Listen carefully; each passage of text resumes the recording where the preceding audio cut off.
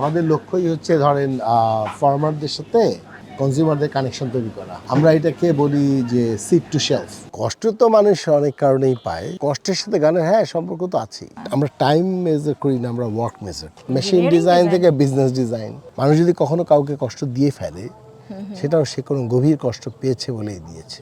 আমি মনে করি মানুষ কখনোই সফল হয় না, আমার কারণেই সিও পজিশনটারই জন্ম হয়। সামনের দিনটা এমপ্লয়ীদের না, সামনের দিনটা সোলোপ্রেনারদের। And I never want to feel that I am successful.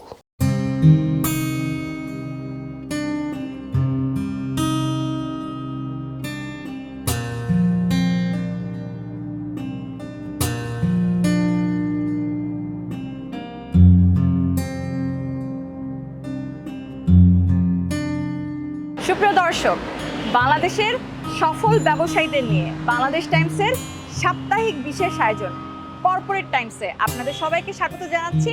আমি ত্রিনা।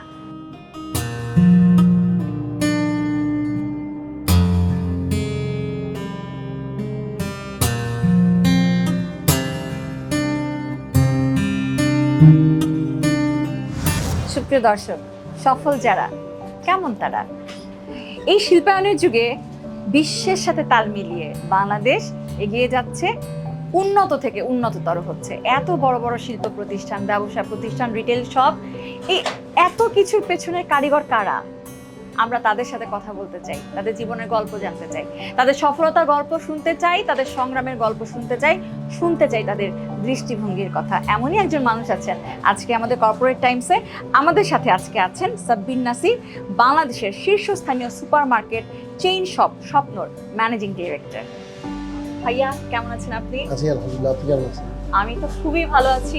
এই যে স্বপ্নর যেই আপনাদের যে ব্রাঞ্চটাতে আমরা এসেছি, আপনি স্বপ্নর ম্যানেজিং ডাইরেক্টর, এবং আমরা যেখানে বসে আছি it is one of the biggest, এটা one of the largest, but এটা আমি বলবো যে এটা one of the signature outlets we have. প্রথমত এটা আমার ডিজাইন করা, আপনার ডিজাইন করা। সেকেন্ড যেটা সেটা হচ্ছে যে এই ব্রাঞ্চটা হওয়ার পরে আমরা অনেকগুলো ব্রাঞ্চ এটার আদলে তৈরি করেছি। আচ্ছা আচ্ছা। এবং এরপরে আমাদের ব্র্যান্ড ইকুইটি অনেক বেড়ে যায়, and we became the number one brand. এবং আপনি বলছিলেন যে আপনাদের ঠিক 570টি আউটলেট রয়েছে অল ওভার বাংলাদেশ, 7,000-এর বেশি কর্মী কাজ করছেন, এবং প্রতিদিন যে টার্নওভার 80,000-এর বেশি ক্লায়েন্ট তারা এখান থেকে শপিং করছে। সবকিছু কি আপনি নিয়ন্ত্রণ করছেন? আমি কিভাবে নিয়ন্ত্রণ? মানে আপনি একজন retail worker, like many others, like 7,000, yes, তাদের একজন আমি, তাদের সাথে সহযোগী হিসেবে আপনি কাজ করছেন। জি, আপনি তাহলে নিজেকে সেই 7,000 থেকে আলাদা করতে চাচ্ছেন না? আপনি বলছিলেন এটা একটা সিগনেচার আপনাদের আউটলেট, আমরা কি একটু ঘুরে দেখতে পারি? হ্যাঁ, আর তার চেয়ে ইম্পর্টেন্ট ব্যাপার হচ্ছে এখানেই প্রথম আমরা যারা ডিসএবিলিটি বলা হয়, আমরা এটাকে ডিফারেন্টলি এবল, এই স্পেকট্রামের মানুষদেরকে প্রথমে অ্যাকোমোডেট করি এই আউটলেটে। তারা কি কাজ করতে পারে এখানে? এখানে 10% কোটা আছে, এবং এই যে পাশে যে আপনি দেখছেন, মানে এই পাশটা, জি জি জি, এটা ওনারাই রান করে। ওনারাই রান করছে। আমি আপনার গল্প শুনবো, আপনার জীবনের গল্প শুনবো ছোটবেলার, বাট আজকে একটু আউটলেটটা দেখে নিই, তারপর আমরা বের হয়ে যাবো। হ্যাঁ, চল।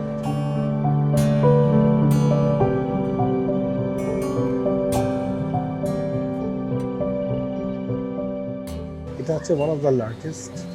এটা একটা ইন্টারেস্টিং পার্ট আছে ডিজাইনের, যদি খেয়াল করেন, you can move this way, you can move this way. So তিনটার মতো করিডোর আছে, 1 2 3। হ্যাঁ হ্যাঁ হ্যাঁ। এখানে আপনি দেখবেন আমরা বলি destination category. One of the destination category হচ্ছে ফ্রেশ, মানে মাছ, তারপরে সবজি, এগুলো। আরেকটা ডেস্টিনেশন দেখেন, এটা চকলেটস পোরশনস। হ্যাঁ হ্যাঁ হ্যাঁ। সো আরেকটা হচ্ছে ফ্রোজেন। সো তিনটা ডেস্টিনেশন ক্যাটাগরি এখানে সে লিড করেছে। আমি যতটুকু জানি আপনি 2011 সালে স্বপ্নতে জয়েন করেছেন, 2011 শেষের দিকে। আর যতটুকু আমি শুনেছি আপনি তার আগে কি অটোবির সিও ছিলেন? অটোবির সিও ছিলেন। আরেকটা জিনিস, সেটা হচ্ছে লিডারশিপ জিনিসটা, একজন ব্যবসায়িক লিডার, আমি যতটুকু জানি তারা হচ্ছে গিয়ে সংকটকে সুযোগে পরিণত করেন। এটাকে আপনি কিভাবে দেখেন? কখনো কিভাবে দেখেছেন যে আমি একটা প্রবলেমে পড়েছি, এটাই এখন আমার সুযোগ, একটা নতুন কৌশল, নতুন স্ট্র্যাটেজি আমি এখন এখানে ব্যবহার করব? তাই? আচ্ছা, আমরা একটু হাঁটি। হ্যাঁ, তো এটা কি সবসময় থাকে? হ্যাঁ, সবসময়। সবসময় থাকে। হ্যাঁ। আপনার কাছে এরকম কখনো চ্যালেঞ্জ মনে হয়েছে যে কখনো মনে হয়েছে যে হাল ছেড়ে দিচ্ছি, পারছি না, কিভাবে মোটিভেটেড আমার জীবনে হন নিজেকে? না, হ্যাঁ, এরকম কখনো হয়নি? না, আমার জীবনে হয় অনেক সময়, ধরেন মনে মানুষ যেহেতু খারাপ তো লাগবেই, অবশ্যই। তখন আমি চেষ্টা করি নিজেকে নিজে মোটিভেট করার। কিভাবে মোটিভেটেড হন? অনেক সময় আমি যেসব মানুষকে পছন্দ করি হুম, তাদের ভিডিও দেখি, পডকাস্ট শুনি। পডকাস্ট শোনেন? হ্যাঁ। সে সময় পান? আমি সকালে উঠেই প্রথমে আপনি পডকাস্ট, তো গানও করেন। হ্যাঁ গান করি, কিন্তু ওইটা অনেকে মনে করে যে আমি শখ থেকে করি, আসলে এটা না। না, আমি কিন্তু খুবই পেজ professional- দেখেছি। আমি professional- আপনার কিন্তু প্রফেশনাল সিঙ্গার ইউ আর। ওটা আমি প্রফেশনাল, সো ওটা করে যে খুব আনন্দ পাই তা না। আচ্ছা আচ্ছা। আমি পডকাস্ট শুনে আমি মোটিভেট করি। এক্সারসাইজ করেন, হ্যাঁ, সেই আমি সময়গুলো করেন আমি সকালে রেগুলার সব সময়, একদম। সেগুলো একদম মানে রেগুলারলি সব সময় একটা কি বলবো রেগুলার লাইফস্টাইলের মধ্যে থাকার সব একদম, সময় চেষ্টা করেন, খুবই ডিসিপ্লিন। সব সময় ডিসিপ্লিন। 2011 সাল থেকে আজকে 2024 সাল ম্যানেজিং ডাইরেক্টর। তখন কি এমডি হিসেবে তো জয়েন করেন নাই, না, তখন কি আমি হিসেবে প্রথমে জয়েন করেছেন? কনসালটেন্ট হিসেবে জয়েন করেছিলাম। কনসালটেন্ট ছিলেন। I was there consultant ACI's. হুম। পরে তারা অফার করে এক্সিকিউটিভ ডিরেক্টর হিসেবে। আচ্ছা, ম্যানেজিং ডিরেক্টর হলাম বোধহয় গত বছর। Wow, কত বছর এমডি ওরা announce হয়েছে, করলো। ওরা অ্যানাউন্স করলো। তো এই সময়টার মধ্যে, এই জার্নিটার মধ্যে আপনার কোনো মেমোরেবল কোনো ডে আছে, কিংবা কখনো মনে হচ্ছে একটা বিগ অ্যাচিভমেন্ট ছিল প্রমোশন ছাড়া? প্রমোশন ছাড়া হ্যাঁ, প্রথম যখন টপ 10 ব্র্যান্ডের মধ্যে ঢুকলাম অ্যাক্রস অল ক্যাটাগরি, জি জি। তখন মনে হচ্ছে এটা একটা অ্যাচিভমেন্ট। আচ্ছা, প্রথম যখন আমরা ডিফারেন্টলি এবল মানুষদেরকে ইনক্লুড করতে পেরেছি স্বপ্নে, তখন মনে হচ্ছে দ্যাটস এ ডে।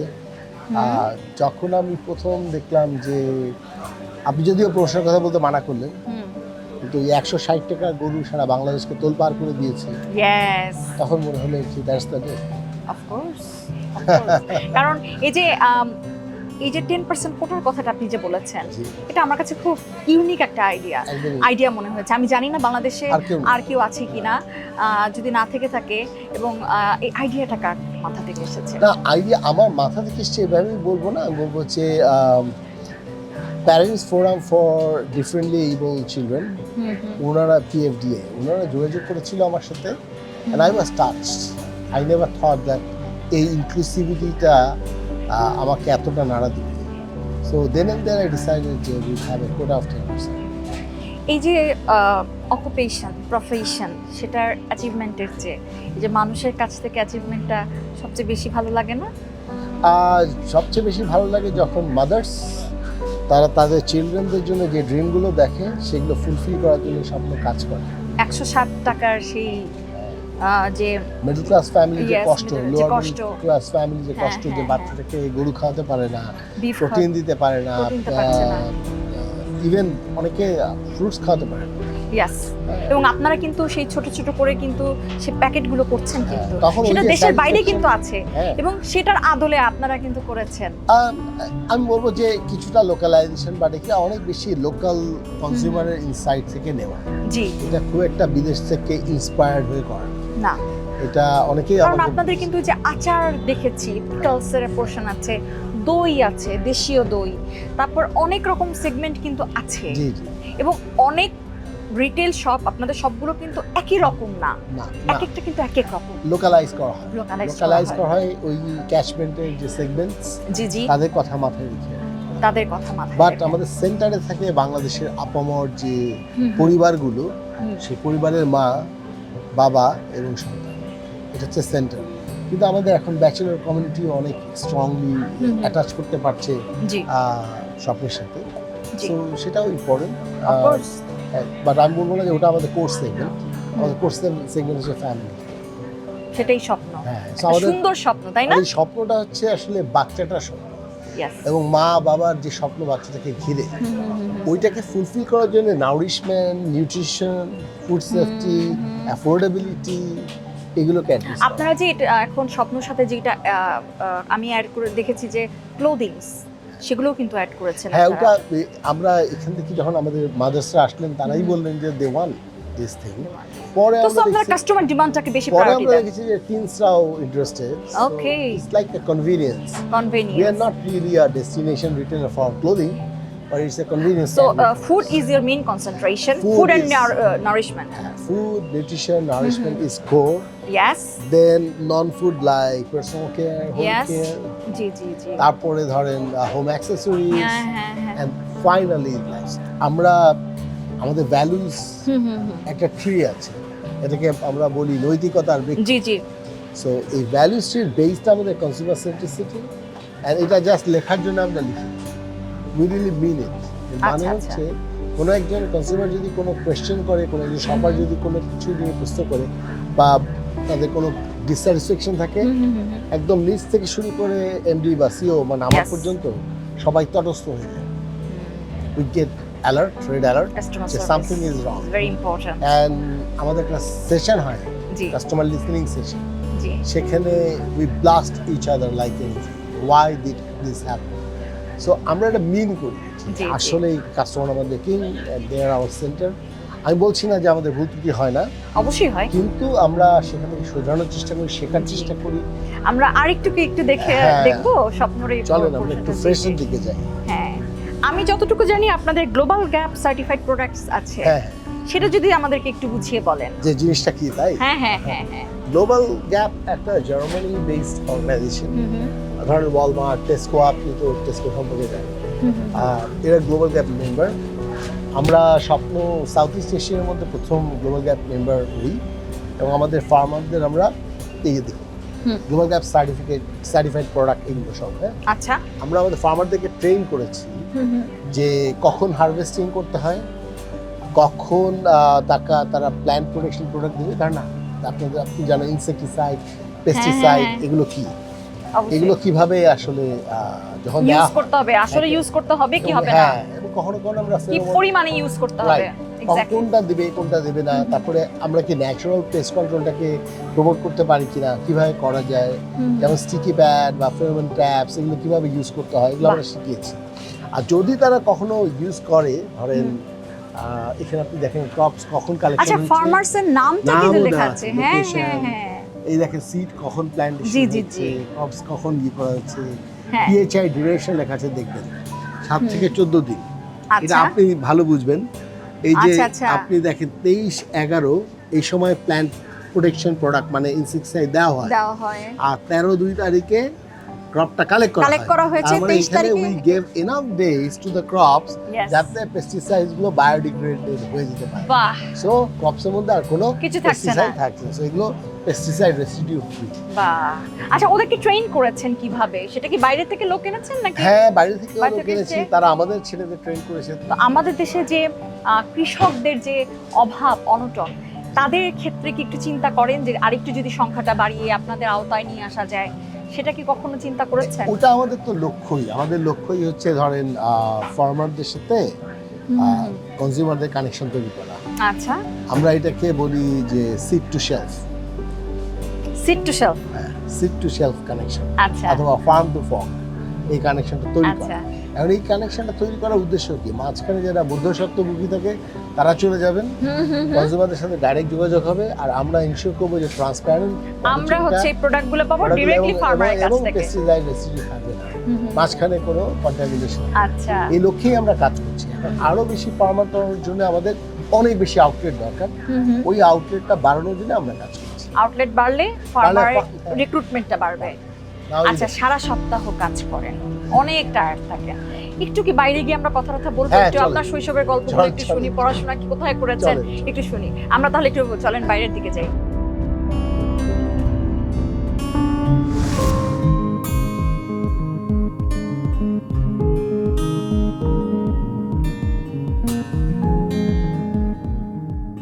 সারা সপ্তাহ কর্মব্যস্ত থাকে, সবসময় কি 9টা 5টার মধ্যে সীমাবদ্ধ থাকে নাকি মনে হয় এর বাইরেও অনেক কাজ করতে হয়, যেহেতু এমডি সাহেব? এমডি বলে ব্যাপার না, এমডিরা তো 9টা 5টা অফিস চেক করবেই, এমন কোনো বাধ্যবাধকতা কিংবা এর চেয়ে বেশিও করবে, কিংবা এর চেয়ে কম করবে। কোম্পানির সবারই একটু ওয়ার্কহোলিক, সো আমরা ঠিক 9টা 5টা ওরকম না, and we get flexi timing as well. আমরা টাইম মেজার করি না, আমরা ওয়ার্ক মেজার করি। আচ্ছা, we It's don't nice. Really measure যে কত। কারণ অনেক অনেক কোম্পানিতে দেখা যায় যে ওয়ার্কিং আওয়ার কম হয়ে গেলে হয়তো No. স্যালারিটাও কেটে রাখা No, no, we check the KPIs. KPIs যে KPIs দেওয়া আছে ওটাকে মিট করছি, আমার টার্গেটস। আচ্ছা, আপনার কাজের কথা তো অনেক হলো। আমি একটু আপনার ছোটবেলার কথা, শৈশবের কথা শুনতে চাই। ছোটবেলাটা কোথায় ছিল, কোথায় বেড়ে উঠেছেন? খুলনা একদম মানে প্রপার যেটা টাউন বলে সেখানে আমার স্কুল কোনটা ছিল? স্কুল, প্রথমে আমি স্কুল অফ মিউজিকে পড়ি, পরে Saint Joseph school Khulna. School of music আমার আপনি প্রথম গান করেন? আমি এখনো গান করি, কিন্তু হ্যাঁ। আমার একটা পারিবারিক ঠেলাঠেলিতেই গান শেখা আর কি। তখন যে খুব একটা ইচ্ছা ছিল আমি না। আপনার গান শুনেছি। আচ্ছা, থ্যাংক ইউ। আচ্ছা, একটা কথা যেমন আছে যে মনের ভিতর কষ্ট যত বেশি হবে গানটা মনে হয় তত বেশি সুন্দর হবে। আপনি কি এটা মেনে, আপনার মতামত কি এই ক্ষেত্রে? কষ্ট তো মানুষ অনেক কারণেই পায়, মানুষ থাকলে মানুষের কষ্ট পেতে হবে। এর সাথে কষ্টের সাথে গানের হ্যাঁ সম্পর্ক তো আছেই। আমি যেটা বুঝি এটা আসলে ব্রিথটা আসা যাওয়া করে, ব্রিথটা কিন্তু ইউজ করে শব্দ তৈরি হয়। তো যেটাকে হার্ট বলে, মানে আমাদের ব্রেইনের সেন্সিটিভ পার্ট, আচ্ছা, তো সেটাকে আপনি যদি টাচ করে এক্সপ্রেস করেন তখন মানুষ কানেক্ট ক্রিয়েটিভ করতে পার্ট পারে, কিন্তু মানুষ সবচেয়ে- কানেক্ট করতে পারে বেশি। সো সোল চেনাটা খুব ইম্পর্টেন্ট, যে আপনি কি নিজের সোল চেনেন কিনা এবং আপনি আপনার নিজের ভয়েস চিনেন কিনা। অনেকেই তার ভয়েস চিনে না। হ্যাঁ, সো ভয়েসটা সোলফুলি নিয়ে আসাটা বোধহয় তাই। এমন একটা কাজ যেটা কিন্তু যেমন আপনি বুয়েটে পড়াশোনা করেছেন, তারপরে দেখেন আপনি পড়েছেন MIT, Sloan school of management, Harvard business school, UC Berkeley, এত ভালো ভালো ইন্টারন্যাশনালি রিকগনাইজড ইউনিভার্সিটিতে পড়াশোনা করার পাশাপাশি গানটাকে কন্টিনিউ করেছেন। বললাম না, আমার বেড়ে ওঠাই তো একটা মিউজিক্যাল ফ্যামিলিতে, মানে কালচার ফ্যামিলিতে। সো সেখানে বাধ্য হয়েই শাস্ত্রীয় সঙ্গীত প্রথমে শেখা, তাই পরে ওয়েস্টার্ন, ক্লাসিক্যাল শিখেছেন? আচ্ছা, পরে ওয়েস্টার্ন মিউজিকে আসা। আর সেটাই একটা কারণ আমি বলতে পারি যে ওটার কারণ কারণে অনুপ্রেরণা ছিল বাসায়? আমার যেহেতু আপনার মা গাইতো মা- সবসময়। মারই অনুপ্রেরণা। ভাই বোন আছে বাসায়? হ্যাঁ, আমার মেজো ভাই, আমার আরো দুই ভাই, হ্যাঁ হ্যাঁ হ্যাঁ। ভাই আমেরিকা থাকে। আরেক ভাই আপনার আর্কিটেক্ট, উনি উনি একটা তখন স্প্যানিশ গিটার বাজাতেন, উনি শিখতেন আর আমি আচ্ছা। ওনাকে দেখে দেখে শিখতাম। সো আমার ঠিক প্রাতিষ্ঠানিক কোনো শিক্ষক ছিল না গিটারের। গিটারে? হ্যাঁ, কিন্তু আমি নিজে গিটার শিখে নিয়েছি। তাহলে কি আপনি ড্রামস বাজাতে পারেন, গিটার বাজাতে পারেন? আমি গিটার বাজাতে পারি, আমি পিয়ানো বা কিবোর্ড বাজাতে পারি। তাই? এই দুটো আমি ভালো পারি, আর আমি ভয়েস দিতে পারি। আমি ড্রামস পারি না। ড্রামস পারেন না। একটা গল্প বলছিলেন যে অ্যাডমিশন টেস্টের একটা গল্প, আপনার মা আপনাকে একটা গিফট দিবে বলেছিল, সেই গল্পটা কি আমাদের দর্শকদের জন্য একটু বলবেন? গল্পটা খুব সিম্পল। আমার একটা ব্যান্ড ছিল, ওটার নাম হচ্ছে মেটামরফোসিস। আমাদের ড্রাম সেট ছিল না, তো আমার মাকে বললাম যে আমার একটা ড্রাম সেট দরকার। মা বললেন যে তুমি যদি ওয়েট মেডিকেল আর ঢাকা ইউনিভার্সিটিতে চান্স পাও তাহলে একটা ড্রাম সেট কিনে দেওয়া হবে। So I got admission into all this 3 institutions and then she bought a drums for me. আপনার সাথে কথা হচ্ছিল, আমি কিন্তু ময়মনসিংহ মেডিকেল, আপনি কিন্তু বলছিলেন হ্যাঁ, যে আমিও না ময়মনসিংহ আমাদের ইয়েটা কিন্তু রুটটা এক। ময়মনসিংহ মেডিকেলে আমি পড়াশোনা করেছি, পার্থক্য এতটুকু আমি কন্টিনিউ করেছি, আপনি বুয়েটে পরে পড়াশোনা করেছেন। হ্যাঁ, আমি মেডিকেল তো ঠিক আমার সাথে হয়তো যায়নি, মানে শক্তপোক্ত টাইপ মানুষ, মানে তাই? একটু মেশিন ইঞ্জিনিয়ারিং কিংবা কি বলবো সফটওয়্যার টাইপের আমার ব্রেইনটা জিনিসপত্র। একটু engineering brain. Really? Do you think that? Yeah, I think even বিজনেসেও আমি অনেক সিস্টেম ওরিয়েন্টেড। কিন্তু তার মানে এই না যে যেমন আমরা যদি ডাক্তার হই যে আমাদের হিউম্যানিটি বেশি কাজ করবে, আপনার মধ্যে না। কিন্তু আপনি কিন্তু 7,000 কর্মীর মধ্যে একজন নিজেকে কাউন্ট করছেন এবং বলছেন যে আমি তাদেরকে সহযোগিতা করি। একজন ইঞ্জিনিয়ার যে হিউম্যানিটেরিয়ান পার্টটা বুঝবে না তা তো না। অবশ্যই। হ্যাঁ, জি, আমি বলছি যে ব্রেইন কিভাবে কাজ করে। এক্স্যাক্টলি। সো বায়োলজি থেকে আমাকে সবসময় ফিজিক্স, কেমিস্ট্রি, ম্যাথস বেশি অ্যাট্রাক্ট করতো। বেশি অ্যাট্রাক্ট করেছে। তাহলে ইঞ্জিনিয়ার থেকে কিভাবে ব্যবসায়ী হয়ে উঠলেন? ওই যে engineering design, machine Engineering design design? থেকে বিজনেস ডিজাইন, বা অর্গানাইজেশন ডিজাইন। পার্সোনাল কোয়েশ্চেন করব, অল্প একটু, বেশি না। যেমন ধরে নিলেন একটা কথা আছে, যেহেতু আপনি গান যে কষ্ট যত বেশি হবে গানের সুর, তাল, লয়, গান তত পারফেক্ট হবে। জীবনে কখনো কষ্ট পেয়েছেন? অজস্রবার। অজস্রবার? হ্যাঁ, মানুষ তো কষ্ট ছাড়া তৈরি হয় হতেই না। পারে না। হ্যাঁ, আচ্ছা, মানুষ কষ্ট পায়, হয়তো কষ্ট দেয়ও। অবশ্যই। আমি কষ্ট, কখনো মনে হয়েছে আপনি কষ্ট দিয়েছেন? হ্যাঁ, আমি কষ্ট পেয়েছি এবং কষ্ট দিয়েছি। অনুশোচনা হয়? অনুশোচনা হয়, আমার মনে হয় এটাই জীবন, হয়তো এটাই ওটা দরকার ছিল, ওই সময়টার জন্য ওটাই ওই দরকার ছিল। সময়টা হচ্ছে দরকার ছিল। আর সব কিছুর একটা ক্রিয়ার একটা প্রতিক্রিয়া থাকে, মানুষ কোনো কিছু এমনি এমনি করে না। মানুষ যদি কখনো কাউকে কষ্ট দিয়ে ফেলে, সেটাও সে কোনো গভীর কষ্ট পেয়েছে বলেই দিয়েছে। এটা আমরা বুঝতে পারি না বা দেখতে পারি না। আমরা বুঝতে পারি না কিংবা দেখতে পারি না।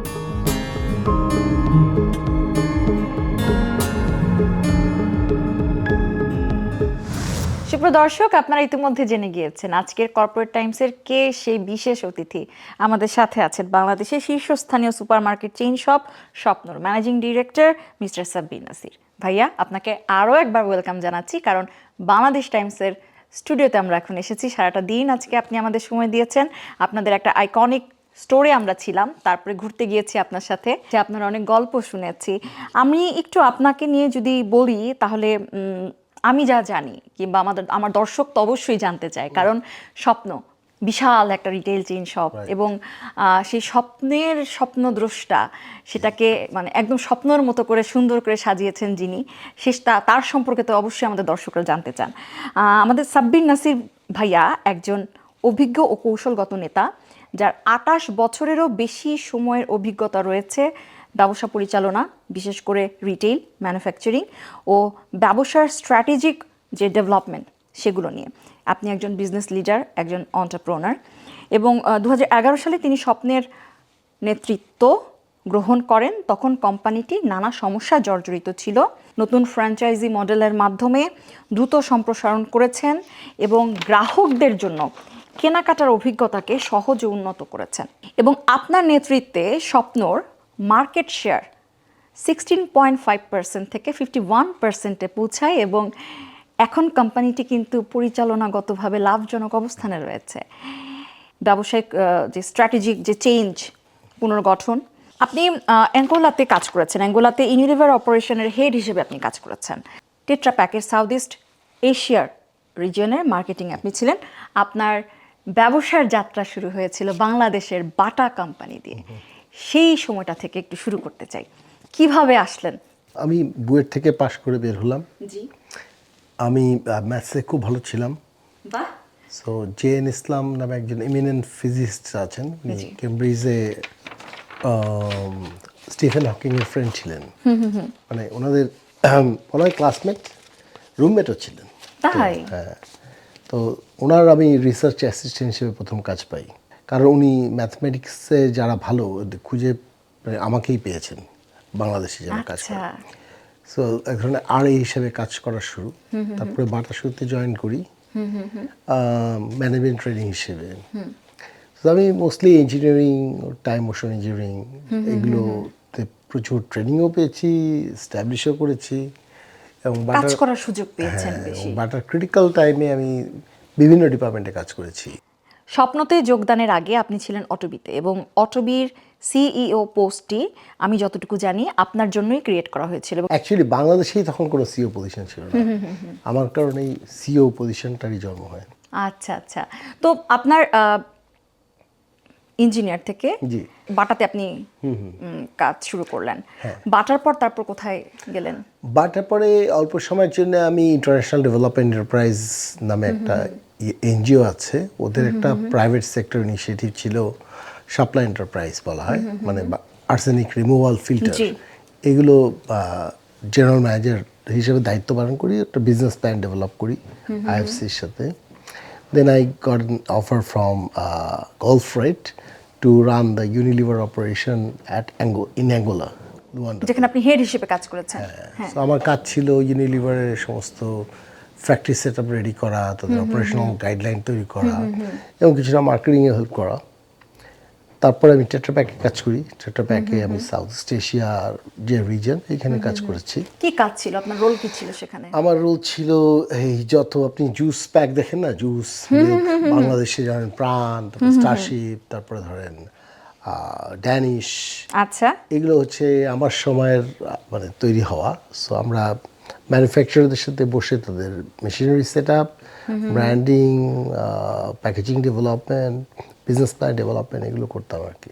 অটোবির একটা আইকনিক টিভিসি ছিল, যেটা আমার মনে হয় আমি একটু ছোট ছিলাম, সেটা আপনার ডিজাইন করা। হ্যাঁ, এটা তো টিম ওয়ার্ক, হ্যাঁ, বাট এটা একটা বড় পার্টি আমার করা, কনসেপ্ট থেকে শুরু করে এক্সিকিউশন পর্যন্ত। ওইখানে আমরা যাদের যাদের নিয়ে কাজ করেছি, একজন হচ্ছে অরুণ দিবাকরণ, উনি তখন ছিলেন হচ্ছে মিডল ইস্টে সাচি অ্যান্ড সাচি বা এমএনসি সাচিতে কাজ করতেন, আমার বন্ধু আর কি। জি। আর বার্নি কোকলিস ছিলেন ইংল্যান্ডে। সো আমি বার্নি, অরুণ, এই টিম হিসাবে কাজ করেছি আর কি। আপনার কথা সূত্র ধরেই কিন্তু আসছে, তো টিম ম্যানেজমেন্টের বিষয়টা আপনি কিভাবে দেখেন এবং এটি কতটুকু গুরুত্বপূর্ণ ব্যবসার ক্ষেত্রে? মারাত্মক গুরুত্বপূর্ণ, মানে you are as good as your team is, তাই না? তো আমাদের ক্ষেত্রে যেটা হয়, আমরা অনেক ডেমোক্রেসি প্র্যাকটিস করি বা লিসেনিংটা প্রমোট করি। So we listen to the consumers, we listen to our employees, we listen to everybody. আমরা শুনি, এবং আমাদের পার্টিসিপেটিভ এক ধরনের লিডারশিপ আছে। Customer service is the most important part, is it? Is definitely a very critical part, I would say. Yes. আমাদের values এর একদম মানে বেস লাইন হচ্ছে কনজিউমার সেন্ট্রিসিটি, এবং এটা আমরা আসলে অবসেসড এই ব্যাপারে। এটা এমন না যে আমরা জাস্ট লিখে রেখেছি দেয়ালে যে কনজিউমার সেন্ট্রিক। আমাদের কোনো কমপ্লেন আসলে সিও থেকে শুরু করে একদম অ্যাসোসিয়েট লেভেল পর্যন্ত সবাই আমরা অস্থির হয়ে যাই। আচ্ছা। So, and we scream to each other, we shout at each other just because some customer is not satisfied. শুধু স্বপ্ন নয়, আরো অনেক রিটেল শপ কিন্তু আছে। Right. তো আপনার পাশে যদি আরো 3টা রিটেল শপ থাকে, আমি বাকি 3টা রেখে স্বপ্নতে কেন যাব? আমার মনে হয় এক নম্বর তো হচ্ছে ট্রাস্ট। Trust, yes. ট্রাস্টটা এই যে স্বপ্নের লোকজনগুলা অনেস্ট, এবং ওরা যদি মিস্টেকও করে ওরা সেটা স্বীকার করে এবং আবার কারেক্ট করার চেষ্টা করে। জি। আমাদের যদি কোনো ফল্ট কেউ দেখিয়ে দেয়, আমরা বলি যে হ্যাঁ আমাদের মিস্টেক হয়েছে, আমি sorry, we try to improve. আমার ধারা বাংলাদেশটাও তাই, বাংলাদেশ কিন্তু পিকচার পারফেক্ট না, সবাই আমরা চেষ্টাই করছি। সো এই চেষ্টার সত্যতাটা বোধহয় মানুষ অ্যাপ্রিসিয়েট করে, এটা হচ্ছে একটা। আমাদের ছেলেরা খুব down to earth, they don't show any snobbery or snobbish attitude, এটা খুব ইম্পর্টেন্ট। স্বপ্ন সব জায়গায়, আপনি বাসার পাশেও দেখবেন একটা স্বপ্ন আছে, so is near your home, convenient. And স্বপ্নে প্রচুর অফার থাকে, প্রাইস অনেক সময় অনেক জিনিসেই খুব রিজনেবল থাকে। Is a mixture of many things. Retail is not so easy. Retail আপনি জানেন, রিটেলে অনেকগুলো এলিমেন্ট। আচ্ছা, তাহলে একটা রিটেল বিজনেসের সাথে আমি একটা প্রপার্টি বিজনেস কিংবা আমি ধরে নিলেন একটা ক্লোদিং বিজনেস, পার্থক্যটা কি তাহলে? রিটেলে ধরেন প্রায় আমাদের যেমন 24,000 SKUs থাকে, আইটেম, এগুলোর ম্যানেজ করা, স্টক প্ল্যানিং করা is not so easy. And so এটা একটা পার্ট, প্লাস পেরিশেবল আইটেম থাকে। পেরিশেবল ম্যানেজমেন্ট আর ড্রাই আইটেম ম্যানেজমেন্ট এক না। আপনি কাপড় রেখে দিলেন সাজিয়ে, কিন্তু পেরিশেবল কিন্তু আজকের দিনে ঠিকঠাক মতো না থাকলেই ওটা হয় ওয়েস্ট হবে অথবা কিছু হবে। সো এটা আপনি কীভাবে ম্যানেজ করবেন, কোল্ড চেইন কীভাবে ম্যানেজ করবেন। ধরেন আমি ফার্মারদের কাছ থেকে কিনে নিয়ে আসছি, প্রত্যেক দিন আমাদের কিন্তু ডে নাইট অপারেশন। আচ্ছা। এই যে রাত হবে একটু পরে, আমাদের আরেকটা টিম কিন্তু সোর্সিং এর কাজ চলে যাবে। কৃষকদের কাছ থেকে এই টিমটা কি করবে? ওরা কৃষকদের কাছ থেকে কিনছে খাবারগুলো। হ্যাঁ, কৃষকদের কাছ থেকে সবজি আসবে, আচ্ছা আচ্ছা আচ্ছা, মাছ আসবে সকালে, সেগুলো আবার স্বপ্নে স্টোরে আসবে। আচ্ছা, এই রিটেল বিজনেস এবং আরো যে বিজনেসগুলো আছে, প্রপার্টি বিজনেস, তারপর হচ্ছে গার্মেন্টস সেক্টর, আরো অনেক রকমের বিজনেসই তো আছে। তো এই মূল পার্থক্যটা কি রিটেল বিজনেসের সাথে? প্রত্যেকটা বিজনেসের আলাদা আলাদা কি সাকসেস ফ্যাক্টর আছে। রিটেলে নাম্বার অফ এসকিউ অনেক বেশি, মানে আমাদের 24,000 আইটেম হ্যান্ডেল করা লাগে। তারপর ফ্রেশ জিনিস যেগুলো মাছ, মাংস, সবজি, ফল, এগুলো কোল্ড চেনে মেনটেন করা, স্টোর করা, ওয়েস্টেজ ম্যানেজ করা, গ্রাম থেকে ধরেন সোর্সিং করে ম্যানেজ করা। হ্যাঁ, তারপরে সোর্সিং যে আমি যে গ্রাম থেকে আমাদের ছেলেরা নিয়ে আসে, সর্টিং করা, সারা রাত ধরে কিন্তু সর্টিং অ্যান্ড ডিস্ট্রিবিউশন হয়। এই 24/7 অপারেশন ম্যানেজ করাটা তো খুব টিডিয়াস, এটা সবাই করতে পারে না। So what is your philosophy as a business leader or entrepreneur? Well, we have certain leadership principles in place and also management philosophy. So আমাদের যেটা হচ্ছে, I'm a believer of conscious capitalism. Conscious capitalism তো ঠিক social business না। একটু যদি বুঝিয়ে বলেন। কনশিয়াস ক্যাপিটালিজম হচ্ছে we make profit, বাট আমাদের একটা পারপাস থাকে। আচ্ছা। পারপাসফুল বিজনেস অ্যান্ড আমাদের ইনভেস্টার্স, আমাদের এমপ্লয়িজ, আমাদের কাস্টমার্স ওই পারপাসের সাথে কানেক্টেড হয়। যেমন ধরেন আমি আপনাকে দেখিয়েছি যে হ্যাঁ। আমাদের একটা 10% কোটা আছে ডিফারেন্টলি এবল মানুষদের জন্য। আমরা যে গ্রাম থেকে কৃষকদের কাছ থেকে নিয়ে আসি, আমরা ট্রাইবালদের পাশে দাঁড়াই, আমরা যে উইমেন পার্টিসিপেশন, উইমেন এম্পাওয়ারমেন্ট নিয়ে কাজ করছি, এগুলো কিন্তু পারপাস থেকে আসছে। জি।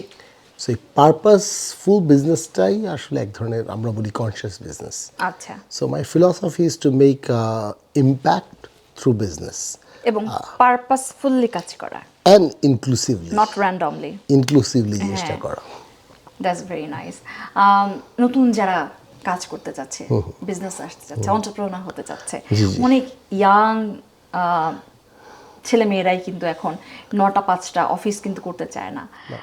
সেক্ষেত্রে আপনার কি উপদেশ থাকবে, একটু অ্যাডভাইস থাকবে, কিংবা how they can start a business? Because দেখেন, একটা কথা কিন্তু সবার আগে মাথায় আসবে যে I need a big capital, I need a lots of money, then I can be a entrepreneur.